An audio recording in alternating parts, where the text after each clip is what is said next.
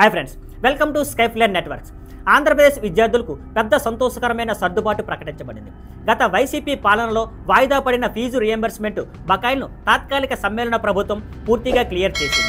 Mines మరియు excise మంత్రి కోలు రవీంద్ర వివరించగా ఇది విద్యార్థులకు పెద్ద పండుగ కానుకగా ఉందని తెలిపారు. ఇప్పటి వరకు 1,788 కోట్లు చెల్లించబడ్డాయి. ఈ మొత్తం వాయిదాలుగా ఉన్న బకాయిలు తాజాగా చెల్లించిన 400 కోట్లతో పాటు పూర్తి చేసినట్లు తెలిపారు. ఈ విధానం వల్ల విద్యార్థులు చదువులు ఆగకుండా వారి భవిష్యత్తు రక్షించబడుతుంది. పాత ఫీజు రియంబర్స్మెంట్ విధానం తిరిగి ప్రారంభించడంతో మాతాపితలపై ఆర్థిక భారం తగ్గింది. కుటుంబాలకు పెద్ద ఊరట లభించింది. 10 లక్షల పైగా విద్యార్థులు ఇప్పటికే సర్టిఫికేట్లు పొందారు. కాలేజీలు కూడా ఫీజుల కోసం విద్యార్థులను ఇబ్బంది పెట్టకూడదని హెచ్చరికలు జారీ అయ్యాయి. ముందటి వైసీపీ ప్రభుత్వంలో విద్యార్థుల కోసం ఉండాల్సిన నిధులు దుర్వినియోగం అయ్యాయి.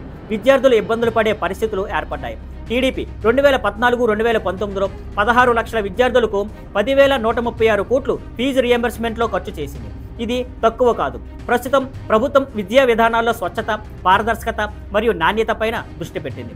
పేరెంట్ టీచర్ మీటింగ్స్ పారదర్శకంగా నిర్వహించడం, విద్యార్థులకు నాణ్యమైన సౌకర్యాలు, విద్యార్థి కిట్స్ అందించడం, డొక్కా సీతమ్మ భోజనం వంటి మంచి కార్యక్రమాలు, ఉపాధ్యాయ నియామకాలు మరియు డిఎస్సి రిక్రూట్మెంట్ పారదర్శకంగా జరుగుతున్నాయి. అలాగే పెద్ద కంపెనీలు క్వాంటమ్ వ్యాలీ, గూగుల్ వంటి సంస్థలు రాష్ట్రంలో పెట్టుబడులు పెడుతున్నాయి. మొత్తం 10 లక్షల కోట్ల పెట్టుబడులు కుదిరి 20 లక్షల ఉద్యోగాలను సృష్టిస్తాయి. ఈ చర్యల వల్ల ఆంధ్రప్రదేశ్ దేశంలోనే శ్రేష్టమైన జ్ఞాన కేంద్రంగా అభివృద్ధి చెందుతుంది.